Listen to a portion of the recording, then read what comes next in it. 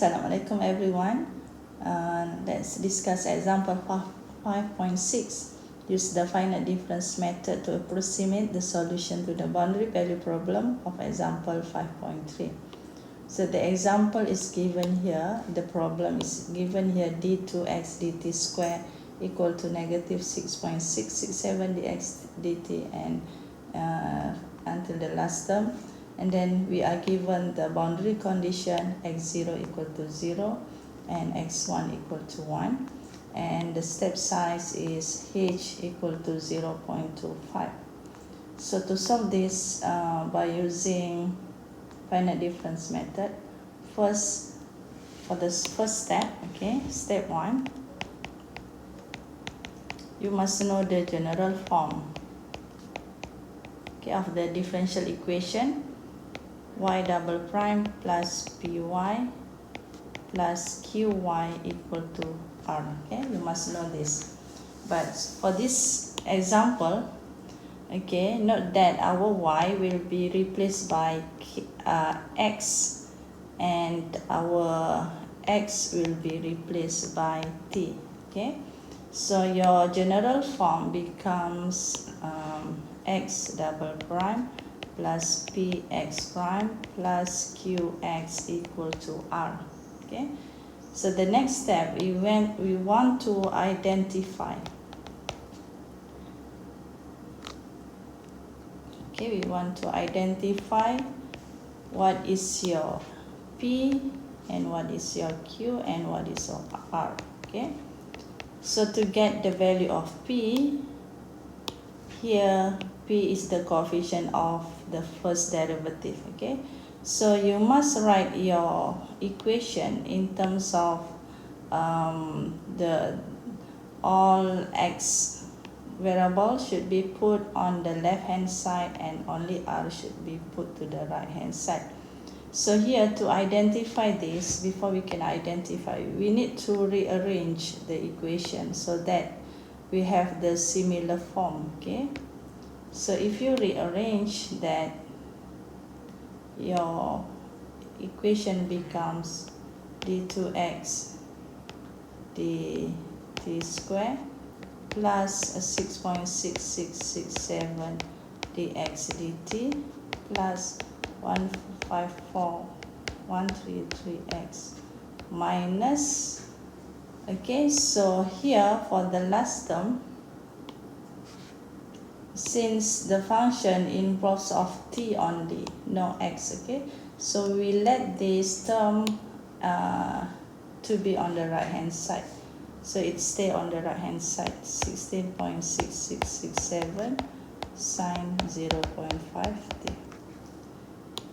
Now we have rearranged so that all x variable on the left hand side and the remaining part should be written on the right hand side.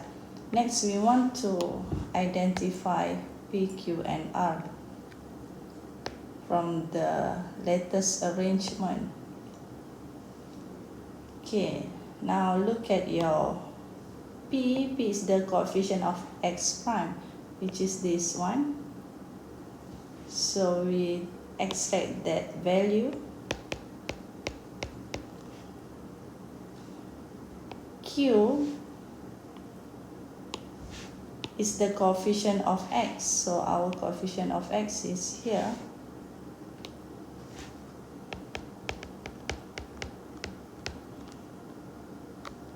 And your r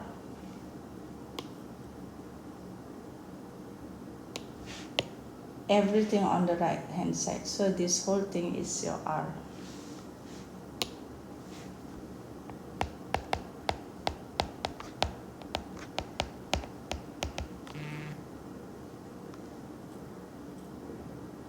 Now in the following step, you want to find the number of sub-interval. So by using this formula, let's find the n value. Now delta x is the step size. Step size is given here. So h is the step size, which is 0.25. So you can put 0.25 on the right hand side. And then let's find xn minus x0, sorry.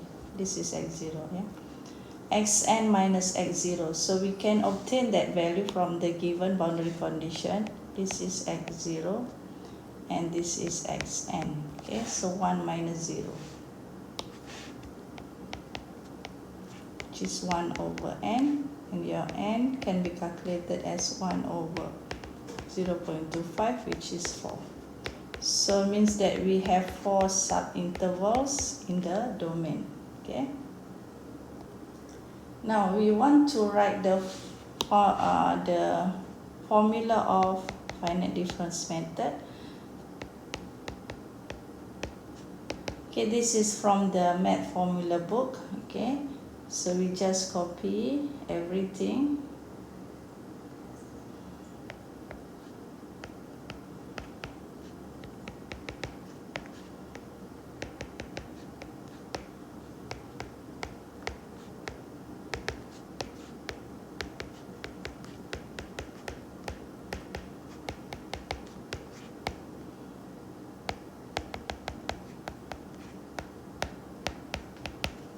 Okay, this is from the formula, and then we want to insert all the values for delta x, p, q,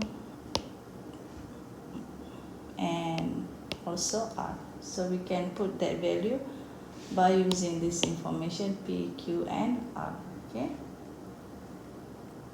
so you just need to write it down.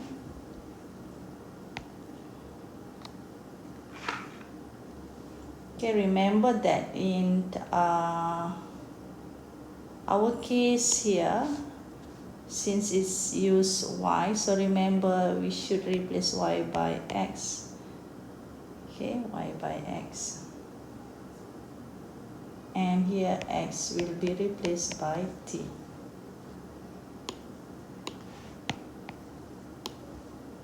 So means that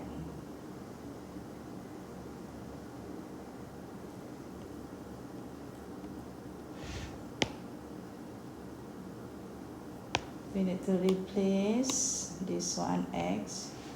We will write as x. Okay, and for every x will be replaced by t.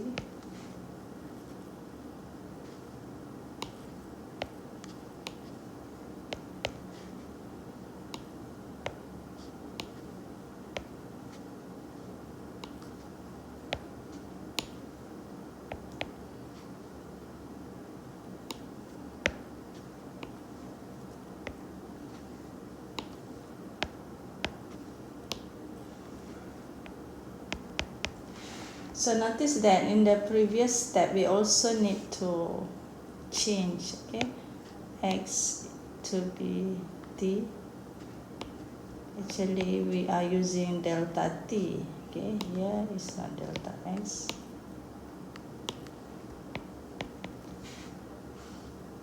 And inside that is not x naught, it's actually t naught, and this is tn. Okay, you know how to adapt the transformation from y to x and x to t. Yeah? Okay, so back to this, we will correct this for the symbol. Okay.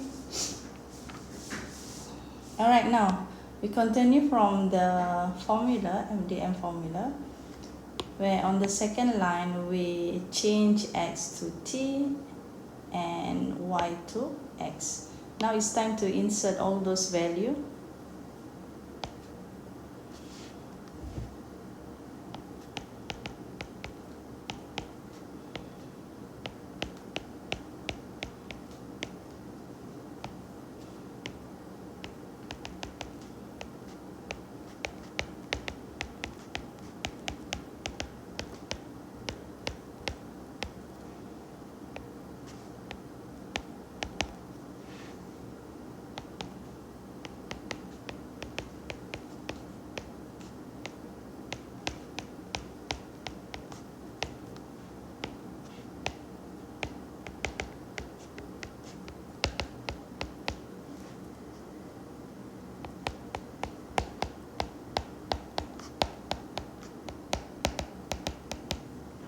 Okay, this is what happen if you after you substitute all the corresponding value.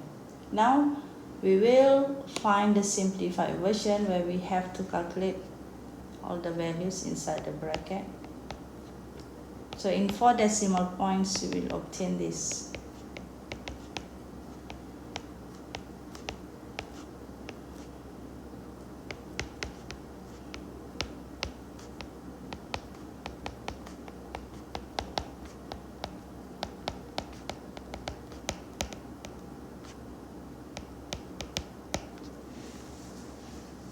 Okay.